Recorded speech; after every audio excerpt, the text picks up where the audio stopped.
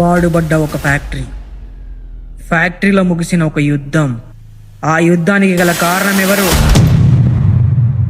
రక్తపు మడుగుల్లో కొట్టిమిట్టాడుతున్న ఒక ప్రాణం. నా కొడక. భయాన్ని అడ్డు పెట్టుకొని బ్రతుకుతున్న కొంతమంది, భయం అంటే ఏంటో తెలియని ఇంకొక వ్యక్తి, అతని రాకకై ఎదురు చూస్తున్న కన్నులెన్నో. వాడు అడుగు పెట్టిన చోట భూమి కంపిస్తుంది. వాడి చూపబడిన చోట శత్రువు అనేవాడే ఉన్నాడు. అసలు వాడు ఎవన్నా? ఎప్పుడైనా రౌడీ భైరవాడి పేరు విన్నావా?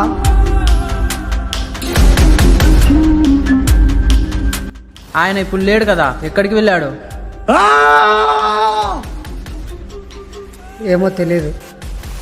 యుద్ధం దేనికోసం జరిగింది, ఆ యుద్ధానికి గల కారణం ఏంటి, అది తెలుసుకోవాలంటే